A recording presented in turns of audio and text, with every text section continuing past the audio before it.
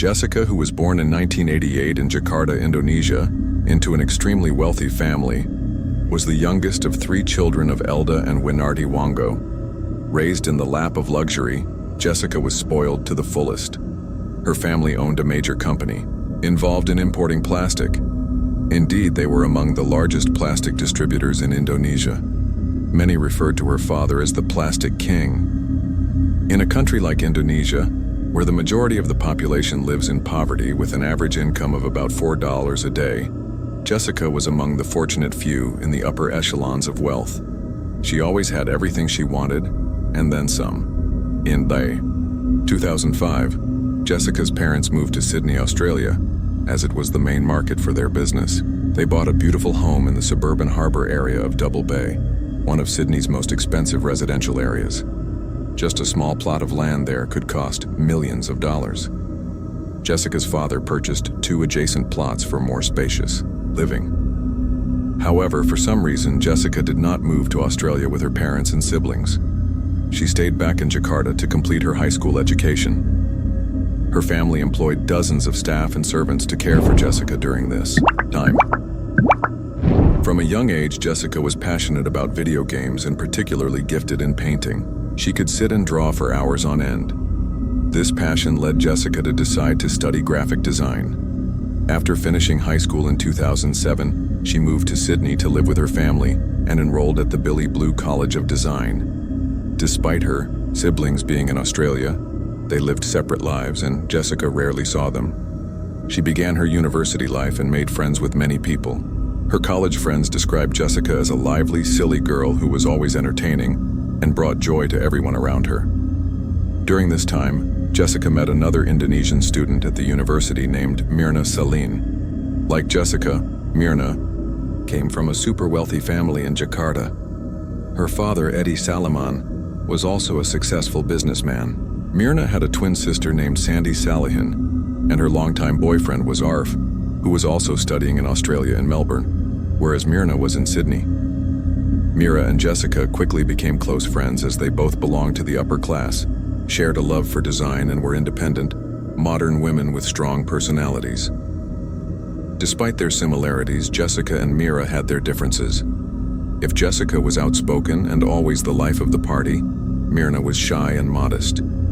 While Jessica loved to be the center of attention at every gathering, Mirna preferred simplicity and a low-key life. Moreover, unlike Jessica, Mirna's family was very warm and close-knit. The university years were perhaps the most memorable for everyone. Mira and Jessica too often went out with 2 other classmates, Honey and Vera, who were also international students from wealthy families in Jakarta. Time flew, and eventually, graduation day arrived. After graduation, Mira returned to Jakarta with her boyfriend, while Jessica chose to stay in Australia with her family. In June 2015, Mira visited Sydney for a holiday.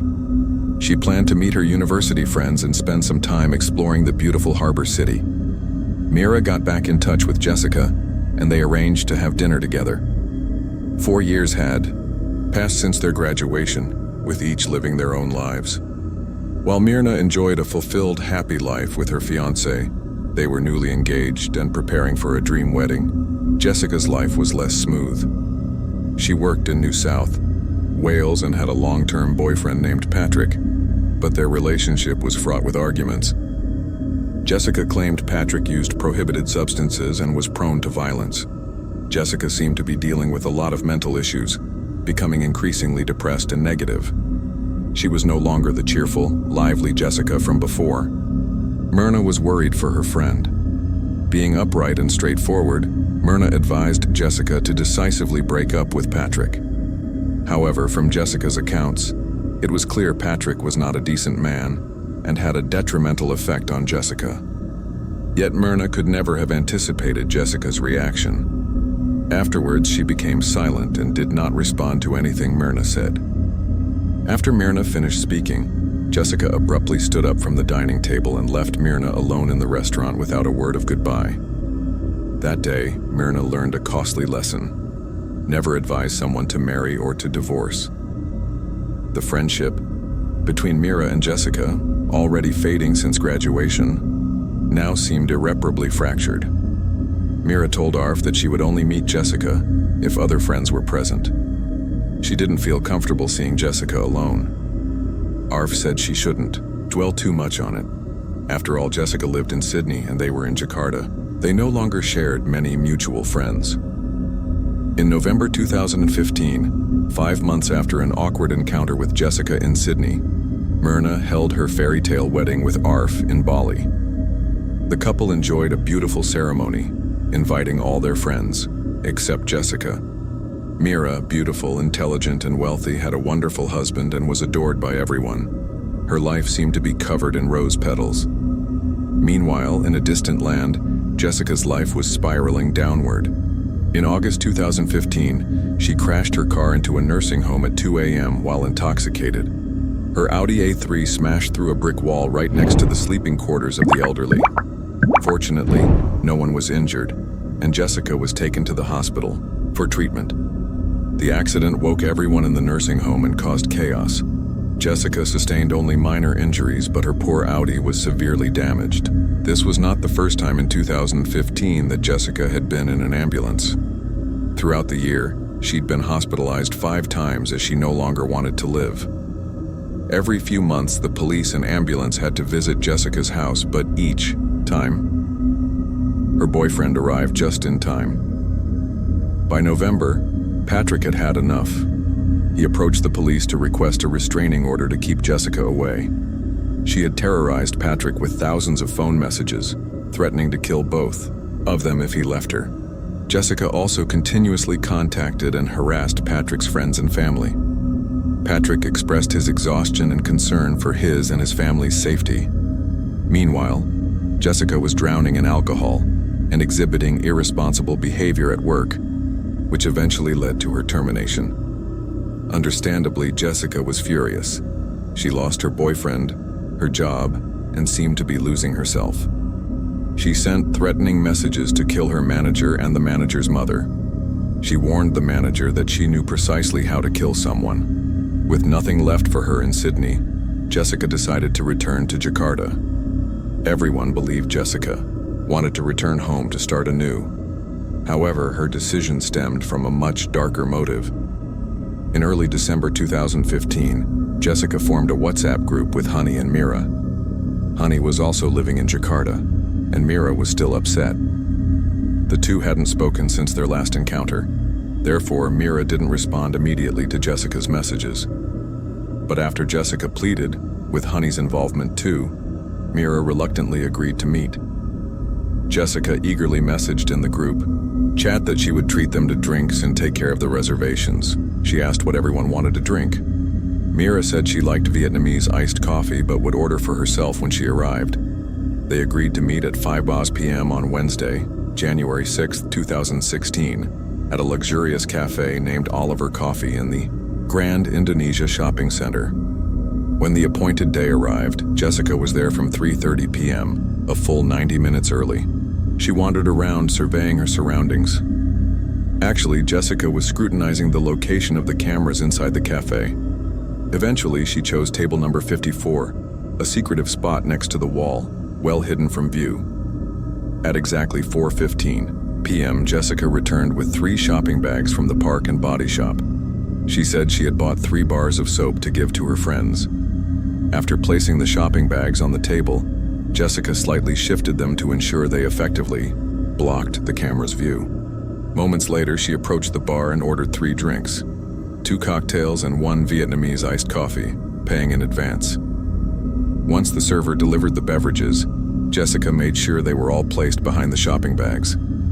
After the server left, Jessica shifted her seat. Though the camera footage was blurry, Jessica's hand movements were noticeable.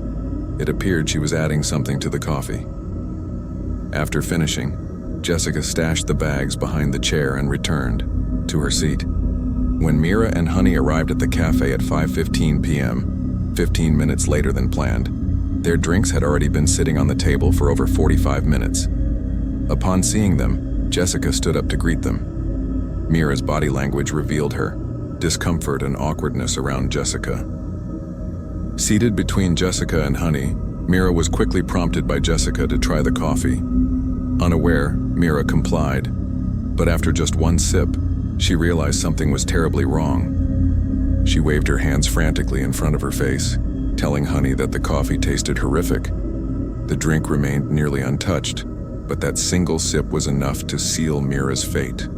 Less than a minute later, Mira's head snapped back in, her final movement. She began to vomit at the mouth and convulse. She collapsed to the ground all within a few minutes. Chaos ensued. Servers and the manager rushed over to help.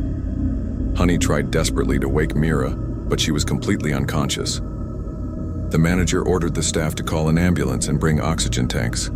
Curious patrons turned their heads in horror, while Honey screamed and wept uncontrollably.